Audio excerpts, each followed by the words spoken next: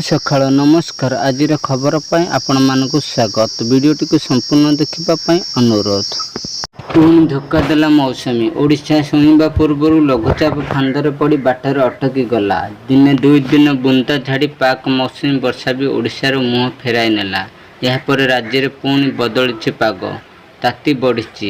ଆରମ୍ଭ ହୋଇଛି ପ୍ରଚଣ୍ଡ ଗୁଳୁଗୁଳି। ଆଭ୍ୟନ୍ତରୀଣ ଓଡ଼ିଶାରେ 5ରୁ 6 ଡିଗ୍ରୀ ପର୍ଯ୍ୟନ୍ତ ତାପମାତ୍ରା ବୃଦ୍ଧି ପାଇଛି। ଆସନ୍ତା 2 ସପ୍ତାହ ପର୍ଯ୍ୟନ୍ତ ରାଜ୍ୟରେ ବର୍ଷାର ସମ୍ଭାବନା ନାହିଁ ଓ ସ୍ନାନ ପୂର୍ଣ୍ଣିମା ପୂର୍ବରୁ ଗୁଳୁଗୁଳି ନିସ୍ତାର ମିଳିବ ନାହିଁ ବୋଲି ପାଣିପାଗ ସୂଚନା ଦେଇଛି। ପାଣିପାଗ ବିଶେଷଜ୍ଞ ପ୍ରଫେସର ସୁରେନ୍ଦ୍ର ନାଥ ପଶୁପାଳ କହିଛନ୍ତି ଯେ ଆସନ୍ତା 10 ତାରିଖ ପର୍ଯ୍ୟନ୍ତ ରାଜ୍ୟରେ ସମେତ ଦେଶ ଅଧିକାଂଶ ସ୍ଥାନରେ ମୌସୁମୀ ନିଷ୍କ୍ରିୟ ରହିବ। ଏହି ସମୟରେ କେବଳ ଦେଶ ପଶ୍ଚିମ ଉପକୂଳ ଓ ଉତ୍ତର ଉପକୂଳ ଭାରତରେ ବର୍ଷା ହେବ। ବର୍ତ୍ତମାନ ରାଜ୍ୟକୁ ପଶ୍ଚିମ ପବନ ବହୁଥିବାରୁ ମୌସୁମୀ ଟ୍ରଫ୍ ସୃଷ୍ଟି ହୋଇପାରୁନାହିଁ।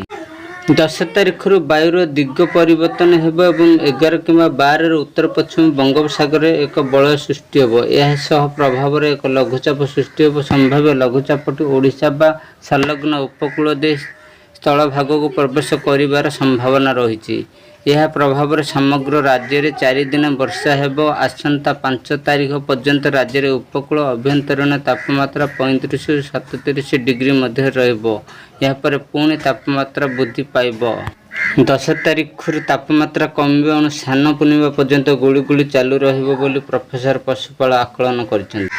ପାଣିପାଗ କେନ୍ଦ୍ର ସୂଚନା ଅନୁଯାୟୀ 4 ତାରିଖରୁ ତାପମାତ୍ରା ସହ ଗୁଳୁଗୁଳି ପ୍ରଭାବ ଆହୁରି ବଢ଼ିବ। ବାଲେଶ୍ୱର, ଭଦ୍ରକ, ଯାଜପୁର, କେନ୍ଦ୍ରାପଡ଼ା, କଟକ, ଜଗତସିଂହପୁର, ପୁରୀ, ଖୋର୍ଦ୍ଧା, ନୟାଗଡ଼, ଗଞ୍ଜାମ, ଗଜପତିରେ ପ୍ରବଳ ଗୁଳୁଗୁଳି ହେବ। ଏହାକୁ ଦୃଷ୍ଟିରେ ରଖି ପାଣିପାଗ କେନ୍ଦ୍ର ଏହି ଜିଲ୍ଲାଗୁଡ଼ିକ ପାଇଁ ଉଷ୍ମ ଓ ଆର୍ଦ୍ର ପାଣିପାଗ ଜନିତ ୟେଲୋ ଆଲର୍ଟ ଜାରି କରିଛି। ଏହିପରି ଗୁରୁତ୍ୱପୂର୍ଣ୍ଣ ଖବର ଦେଖିବା ପାଇଁ ଆମ ଚ୍ୟାନେଲକୁ ଲାଇକ୍ ଓ ସବସ୍କ୍ରାଇବ୍ କରି ରଖନ୍ତୁ, ଯାହାଦ୍ୱାରା ଆପଣଙ୍କ ପାଖରେ ସର୍ବପ୍ରଥମେ ଖବର ପହଞ୍ଚି ପାରିବ। ଭିଡ଼ିଓଟି ସମ୍ପୂର୍ଣ୍ଣ ଦେଖିଥିବାରୁ ଧନ୍ୟବାଦ।